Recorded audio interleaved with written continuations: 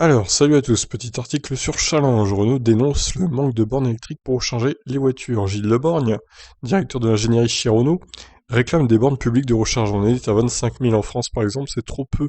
On sensibilise les pouvoirs publics là-dessus, insiste-t-il. Et il faut des stations de recharge à haute puissance sur autoroute, alors que la France est très en retard. Électrique ou hydrogène? Alors que les constructeurs lancent massivement sur le marché des modèles électriques à batterie, les pouvoirs publics lancent des projets sur l'hydrogène. Début septembre, le Premier ministre Jean Castex annonçait ainsi le lancement d'un plan hydrogène à 7 milliards d'euros d'ici à 2030.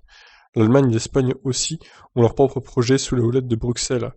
Parmi les grands débouchés escomptés, les transports. Alors peut-on en même temps, selon la formule macronienne consacrée, courir plusieurs lèvres à la fois? Pas si sûr. À ce stade, il est important de développer d'abord les bornes de recharge électrique, souligne Gilles Leborgne, directeur de l'ingénierie chez Renault, qui fut le pionnier de l'électrique de série en 2011 avec la petite Zoé et lancera dans un peu plus d'un an un petit SUV coupé, compact zéro émission, industrialisé à Douai dans le Nord.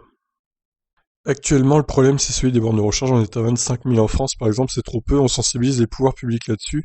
Martel Gilles Leborgne, ex-patron de la recherche-développeur de PSA, et sans doute le meilleur spécialiste de l'ingénierie auto en France actuellement. Bornes insuffisantes, bon ben voilà, je peux pas tout vous lire, malheureusement. Je vais essayer de copier les dernières lignes à la limite. Ah non, ça va pas le faire, si peut-être. Bornes insuffisantes, pas seulement, il faut des stations de recharge à haute puissance sur autoroute, ajoute-t-il. Fin d'article du coup. Alors oui, je pense que tout le monde est d'accord avec lui, sauf que Renault, ils auraient pu s'y mettre aussi à créer des bornes de recharge.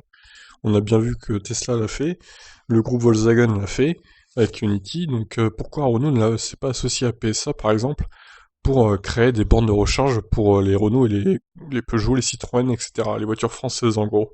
Ils auraient pu faire ça il y a quelques années, ils l'ont pas fait. Voilà, maintenant ils se plaignent qu'il n'y ait pas assez de bornes pour leur Zoé, leur i208, etc. Bah oui, mais voilà, fallait réagir avant, j'ai envie de vous dire, donc ils peuvent s'en prendre qu'à eux-mêmes aussi. C'est bien d'accuser l'État, mais aussi il aurait fallu se prendre par la main et le faire soi-même. Bon, bref, en tout cas, je vous laisse réagir, dommage qu'on n'ait pas pu avoir tout de cet article, malheureusement je ne suis pas abonné. Sur ce, je vous laisse réagir, commencez-vous, ciao.